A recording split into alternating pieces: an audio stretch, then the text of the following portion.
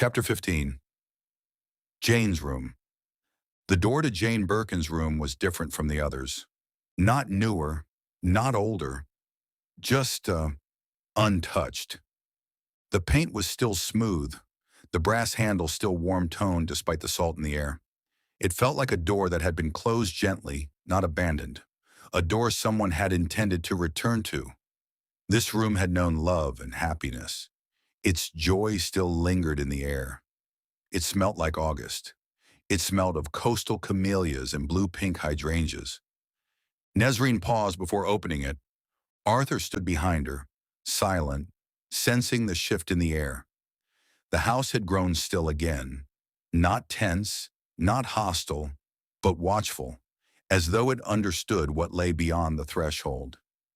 Nesrine turned the handle. The door opened with a soft sigh. The room was bathed in pale morning light. Dust floated in the air like drifting pollen, catching the sun in slow shimmering spirals. The bed was neatly made, the linens faded but clean. A delicate silk scarf hung over the back of a chair. A pair of shoes sat beneath the window, perfectly aligned. A well-worn and beat-up Birkin handbag sat on the floor waiting for its next outing. The owner never to return. Still it waits. It felt lived in. Not recently, but lovingly. Distant laughter of days gone by could still be heard if you really listened. Arthur stepped inside, his voice low. It's like she just stepped out for a moment. Yes, Nesrine said. That's how he kept it. She moved toward the vanity table. A small mirror stood on it, framed in tarnished silver. A hairbrush lay beside it, strands of brown hair still caught in the bristles. Bottles of perfume, some half full, some empty, lined the edge like a row of fragile soldiers ready to defend its madame. Arthur picked up one of the bottles, uncapped it, and inhaled. Still smells like something expensive. Still smells like her, Nesrine said. She opened the top drawer. Inside were letters, not his, but hers. Notes written in her looping, elegant hand. Some were drafts of things she never sent. Some were fragments of thoughts. Some were apologies. Arthur leaned over her shoulder. She wrote to him. Yes. Nesrine lifted one of the pages. You're too quiet when you're hurting. I wish you'd let me in. You don't have to be the strong one all the time. Arthur exhaled. She cared more than the others. She saw him, Nesrine said, and he mistook that for belonging. She opened another letter. This one was different, sharper, more urgent. You can't keep isolating yourself.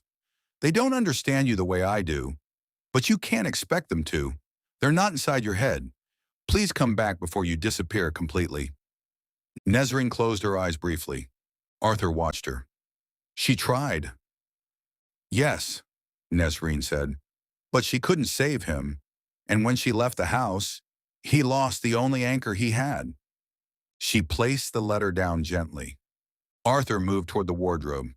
Do you think he came in here often? No, Nesrine said.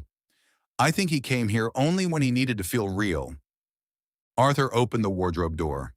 Inside hung a single dress, pale, delicate, shimmering faintly in the light. Beneath it, on the floor, lay a shoebox. Arthur lifted it carefully and brought it to the bed.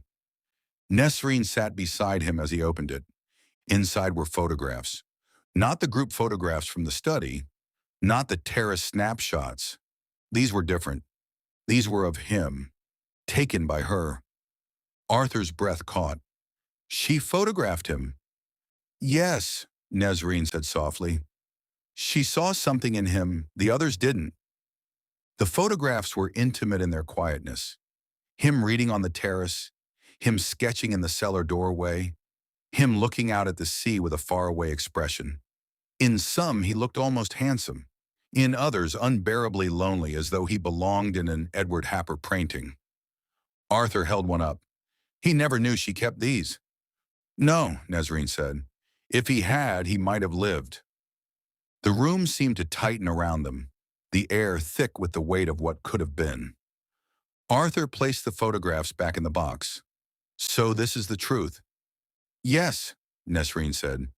He wasn't invisible, not to her, but he needed more than one person to see him, and the others never did. She stood and walked to the window. The sea stretched out below, calm now, its surface shimmering like glass. The cliffs were still damp from the storm, the rocks dark and gleaming. Rugged places like this can play tricks on the mind. Arthur joined her. What happens now? Nesrine rested her hand on the window frame. Now we tell the story. All of it. Not the version the world expects, the version the house remembers. Arthur nodded. And after that? She looked around the room.